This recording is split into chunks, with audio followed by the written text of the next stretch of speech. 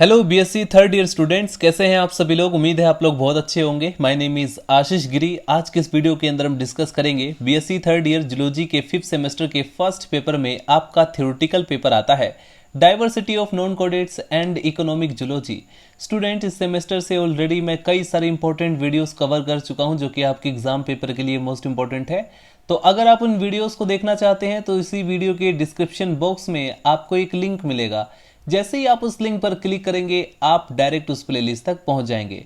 आज के इस वीडियो के अंदर हम डिस्कस करेंगे सितारा मछली के रिप्रोडक्टिव सिस्टम के बारे में, यानी इसके जनन तंत्र के बारे में। एग्जाम पेपर में लगभग हर साल इससे रिलेटेड क्वेश्चंस पूछे जाते हैं। कई बार शॉर्ट क्वेश्चन में इसका लार्वा, जो बाइपेनेरिया लार्वा होता है, उसके बारे में कभी उसका डायग्राम पूछा जाता है, कभी उससे रिलेटेड शॉर्ट क्वेश्चन पूछा जाता है। कई बार स्टूडेंट्स एग्जाम पेपर में लॉन्ग क्वेश्चन में क्वेश्चन ऐसे भी आ जाते हैं जैसे कि describe the life cycle of starfish. तो स्टारफिश का अगर लाइफ साइकिल पूछा जाता है तो भी आपको रिप्रोडक्शन से ही स्टार्ट करना होता है। ठीक है स्टूडेंट्स, तो चलिए वीडियो को स्टार्ट करते हैं। हेडिंग डाल लीजिए रिप्रोडक्टिव सिस्टम ऑफ स्टारफिश। इसमें आपको लिखना है कि सितारा मछली यानी जो स्टारफिश या पेंटोसिरस होती है, ये एक यूनिसेक्सुअल एनिमल होता है, एक लिंगी जंतु। यूनिसेक्सुअल का मतलब समझते हैं, इसमें मेल बॉडी अलग होगी, फीमेल बॉडी अलग होगी। ऐसा एनिमल जिसमें मेल और फीमेल जो सेक्स ऑर्गन्स होते हैं वो एक ही बॉडी में प्रेजेंट होते हैं, उसे हम बाइसेक्सुअल बोलते हैं। लेकिन सितारा मछली यूनिसेक्सुअल है, एक लिंगी जंतु है, यानी कि मेल बॉडी अलग हो जाएगी, फीमेल बॉडी अलग होगी। ठीक है, इतनी बात क्लियर हो गई। आगे बढ़ते हैं। किंतु इसमें सेक्सुअल द्विरूपता का अभाव होता है, सेक्सुअल डायमॉर्फिज्म का अभाव होता है। जनन जो अंग होते हैं वो आदिम प्रकार के होते हैं। इसमें कोपुलेटरी जो ऑर्गन्स होते हैं, मैथुन करने के लिए जो ऑर्गन्स होते हैं, जो सहायक ग्रंथियां होती हैं, उनका अभाव रहता है। ठीक है, और धमनियों का भी इसमें अभाव रहता है। अब हम डिस्कस करते हैं जनद यानी गोनाड्स के बारे में। इसमें आपको लिखना है कि मॉर्फोलॉजिकली यानी आकारिकी रूप से टेस्टिस और जो ओवरी होते हैं वो समान दिखाई पड़ते हैं, किंतु स्टूडेंट्स इनके कलर में डिफरेंशिएशन देखने को मिलता है। प्रत्येक जंतु में 5 जोड़ी अंडाशय या वर्षण यानी टेस्टिस पाए जाते हैं। पांचों भुजाओं में, यानी जो इसमें हमें पता है कि सितारा मछली पेंटामेरस होता है, इसमें 5 भुजाएं आम समय देखने को मिलती हैं। तो पांचों भुजाओं में से प्रत्येक के आधार पर ट्यूफिट के एम्पली एवं पाइलोरिक सिका के बीच में एक जोड़ी जनद, वर्षण या अंडा से स्वतंत्र रूप से स्थित होते हैं। ये जो स्टूडेंट आप लोग डायग्राम देख रहे हैं, अगर एग्जाम पेपर में लॉन्ग क्वेश्चन में रिप्रोडक्टिव सिस्टम पूछा जाए तभी आप लोग ये डायग्राम बनाएंगे।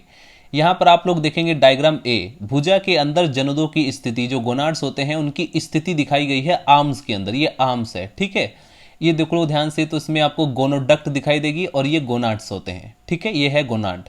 इसके बाद ये जो आप लोग दूसरा डायग्राम देख रहे हैं, ये इसके ट्रांसफर सेक्शन को काट करके दिखाया गया है और इसमें जो पाइलोरिक सिका है उसको दिखाया गया है। ये एम्प्यूली दिखाई गई है। ठीक है, यहाँ पर गोनाड है और ये इसका एम्ब्यूलेक्रल ऑसिकल्स है। आगे नोट डाउन करेंगे स्टूडेंट्स, गोनाड्स जो होते हैं वो विशेष रूप से जनन काल में विकसित होते हैं और मैच्योर होने पर ये आकार में काफी बड़े हो जाते हैं और पेरीविसरल द्रिक स्थान का अधिकांश भाग घेर लेते हैं।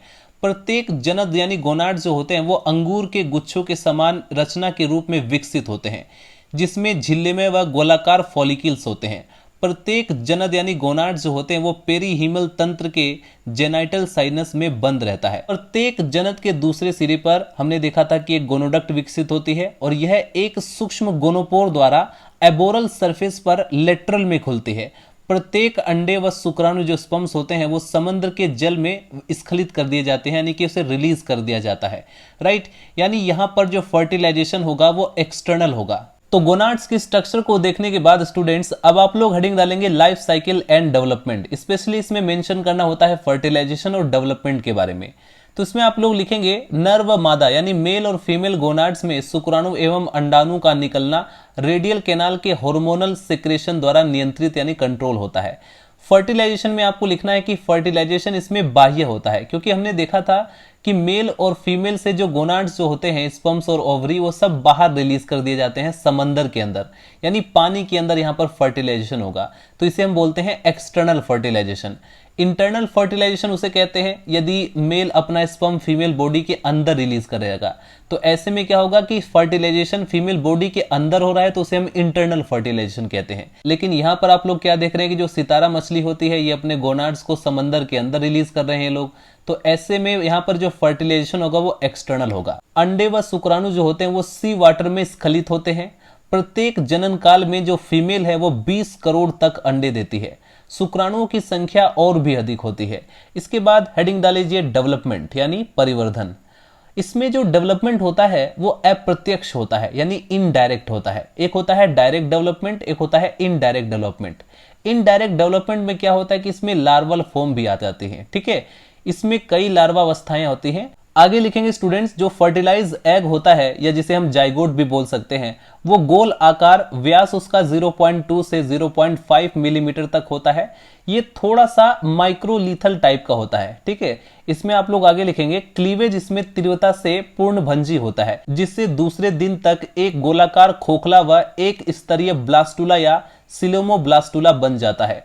यह पानी में स्वच्छ रूप से तैरता है। इसकी सेंट्रल कैविटी ब्लास्टोसील कहलाती है, जिसमें कि ब्लास्टोसील फ्लूइड भरा रहता है। राइट, आगे नोट डाउन करेंगे। ब्लास्टुला में अंतर्वलन से द्विस्तरीय व प्याले नुमा गैस्ट्रुला बनता है। इसका बाह्य स्तर एक्टोडर्म व भीतरी स्तर जो होता है वो एंडोडर्म का बना होता है। गैस्ट्रुला की जो कैविटी होती है जो कि एंडोडर्म द्वारा लेयर्ड रहती है, उसे हम बोलते हैं आर्किंट्रॉन। यह एक चौड़े ब्लास्टोपोर द्वारा खुलती है। अधर तल पर एक्टोडर्म का एक नलिकाकार अंतर्वर्ध माउथ या फिर स्टोमोडियम बनाता है। अब जैसा कि स्टूडेंट्स मैंने आपको बताया था कि सितारा मछली यूनिसेक्सुअल होती है, यानी मेल बॉडी अलग होगी, फीमेल बॉडी अलग होगी। तो इस डायग्राम के अंदर क्लियरली आप लोग देख सकते हैं, ये एडल्ट मेल है और ये एडल्ट फीमेल है।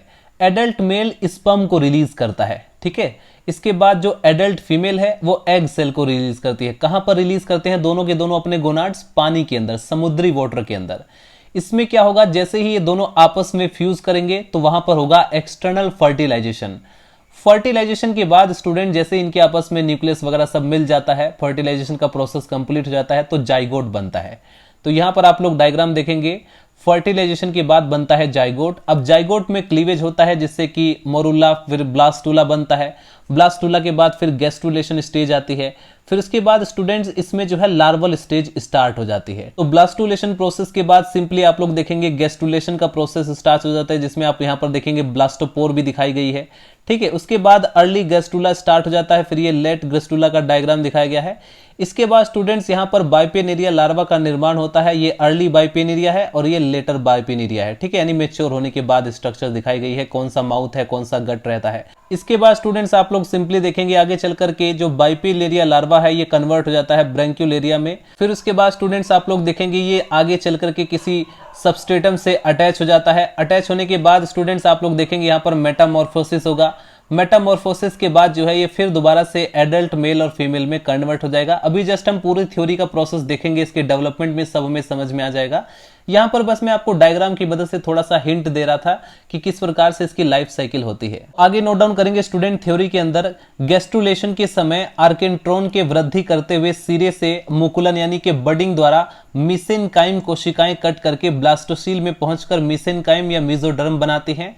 आघांत्र का अगला भाग भी दोनों ओर लेटरल यानी पार्श्व में लेटरल पंचेस बनाता है। ये आघांत्र के वाम एवं दाहिनी ओर विन्यास यानी अरेंज होकर के सिलोमिक पंचेस बनाती है। इनसे आर्केंट्रोन, इसका मेसोडर्मल लेयर तथा जो वाटर वेस्कुलर सिस्टम होता है वो सब विकसित होते हैं। फाइनली स्टूडेंट्स हेडिंग डाल लीजिए लार्वल डेवलपमेंट। एग्जाम पेपर में कई बार शॉर्ट क्वेश्चन में पूछा जाता है आपसे कि बाइपेनेरिया लार्वा क्या है। कई बार डिप्लीलूरा लार्वा पूछा जाता है, कई बार ब्रैंक्युलेरिया लार्वा के बारे में भी शॉर्ट क्वेश्चन में पूछा जा सकता है, लेकिन ज्यादातर बाइपेनेरिया लार्वा या उसका डायग्राम पूछा जाता है, तो इसके बारे में आप लोग नोट्स बना सकते हैं। हेडिंग डाल लीजिए लार्वल डेवलपमेंट। इसमें आपको लिखना है कि सितारा मछली के डेवलपमेंट में निम्नलिखित लार्वल स्टेजेस पाई जाती हैं, जिसमें नंबर फर्स्ट आता है डिप्लीलूरा लार्वा। ठीक है, इसे हम प्रारंभिक यानी स्टार्टिंग का बाइपेनेरिया लार्वा भी बोलते हैं। इसमें आपको लिखना है कि यह प्रथम लार्वा यानी कि फर्स्ट लार्वल स्टेज होती है, जो कि समस्त इकाइनोडर्म्स के अंदर पाई जाती है।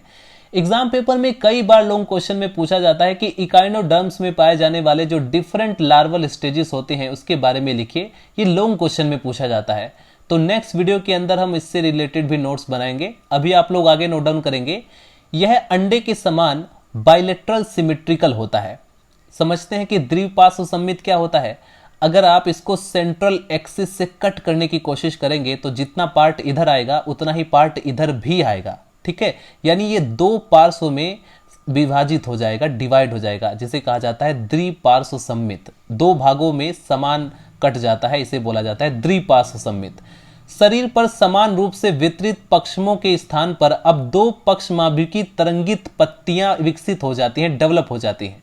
इनमें से एक माउथ के चारों ओर स्थित प्री ओरल बैंड तथा दूसरी माउथ के अंदर स्थित एडोरल बैंड होती है। भ्रूण के अधर सतह पर यानी एम्ब्रियो का जो अधर सतह होता है उस पर स्थित एक एक्टोडर्मल अंतर्वमन आघांत्र में मिलता है। इस प्रकार से विकसित छिद्र जो होता है वो माउथ कहलाता है। आघांत्र जो होता है स्टूडेंट्स, ये ग्रास नली, अमाशय तथा इंटेस्टाइन यानी आंत्र में डिफरेंशिएट हो जाता है, विभिन्नित हो जाता है। आगे नोट डाउन करेंगे और ब्लास्टोपोर के एनस बनाता है, राइट। इन परिवर्तनों के साथ ही जो डिप्लूरुला लार्वा होता है वो विकसित हो जाता है, डेवलप हो जाता है। यह स्वतंत्र रूप से रहने में समर्थ हो जाता है। अब ये इंडिपेंडेंटली पानी के अंदर स्विमिंग कर सकता है। यह सक्रिय रूप से डाइटम्स का भक्षण करता है।